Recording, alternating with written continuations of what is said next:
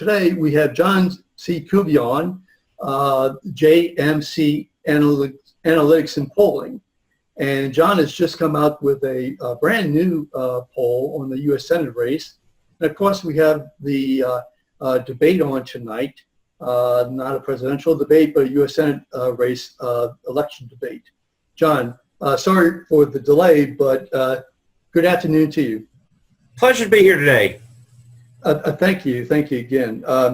So let me ask you a question. What exactly is going on in the U.S. Senate race based upon your most recent poll?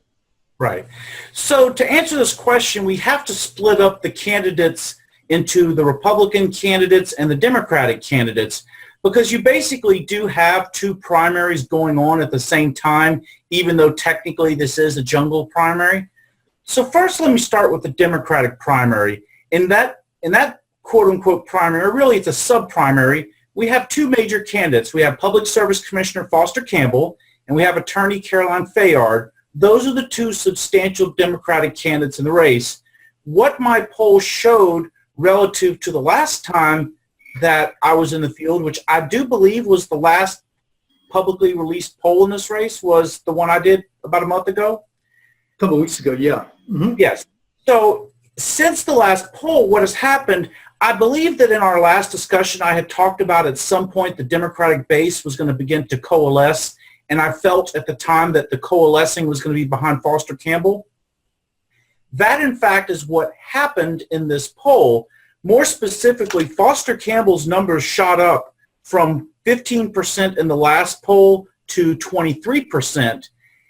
And one of the things I like to do when we get later into the campaign is start to test the undecideds to see who they're leaning towards, because who you're leaning towards is a pretty good indicator of who you'll ultimately vote for in the absence of anything major happening in the end.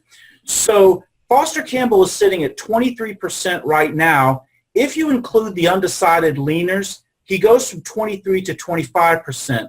In other words, he leads the poll, and in my opinion, I think he's going to get about 30% of the vote come election day. Really? I mean, that's is that all going to, would that all come from Caroline Fayard? Yes, it is coming at her expense. Now, Caroline Fayard, what happened to her is that in the September poll, she had risen a couple points to 12%. In this poll, I show that she has gone from 12 to 9%. And if you include leaners, she gets 10%. Now, what has happened, of course, when you have any kind of decrease in support by any candidate, it's always going to be controversial. That's just part of the game, no big deal. A couple of numbers I think are worth kind of disclosing to you with regards to what is happening in the dynamics of the Democratic side is that the black vote has strongly begun to coalesce behind Campbell. In other words, in the last poll, I had said that Campbell had a 33 to 24 lead over Fayard in the black vote. Since then, that 9-point lead has become a 30-point lead. Campbell has a 48 to 18% lead over Fayard in the black voter demographic. If you include undecided leaners, 48 to 18 becomes 52 to 18. Now, there's a couple of things that are going on, in my opinion, with regards to those changed numbers. Number one is that Campbell has begun investing heavily into black media. And number two, I've been hearing stories that Fayard has been cutting her ad buys. And there was, of course, that story, I think it was in last week's paper, about a misrepresentation about the size of her statewide ad buy. In other words, it did not quite reach as many people as the press release had led people to believe. So those factors, plus the fact that I keep returning to, which is the governor's strong support of Foster Campbell, in my opinion, are why Democrats are beginning to coalesce behind Campbell, and I see him as pretty much a shoo-in for the runoff, as in making the runoff, and he'll be on the December 10th ballot. That's the Democratic primary. So what has Campbell done to attract the African-American vote? I think what he has done is, number one, he's begun to compare and contrast his Democratic bona fides relative to Caroline Fayard. And number two, he's been rolling out endorsement after endorsement. And one of the things I've seen in statewide election after statewide election, Democrats rarely splinter. In other words, if you have a crowded race with multiple Democrats, Democrats will coalesce behind someone once you get into the last few weeks of the campaign. The only time in my memory I have not seen that happen was in 2003 in the governor's race when Ayoub and Leach were literally split down the middle, and that splitting of the hardcore Democratic base is what enabled Kathleen Blanco to make the runoff. Mm-hmm.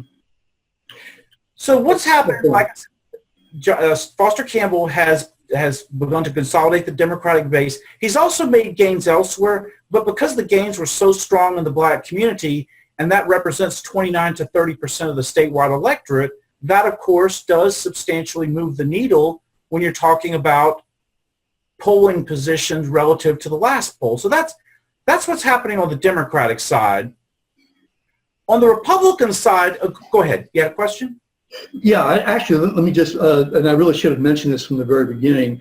This poll was actually commissioned by John Fleming, who is John Fleming. Now, I apologize for not mentioning it, focusing on technical as well as everything else. But so it was commissioned by John Fleming, as was the other poll, and yes.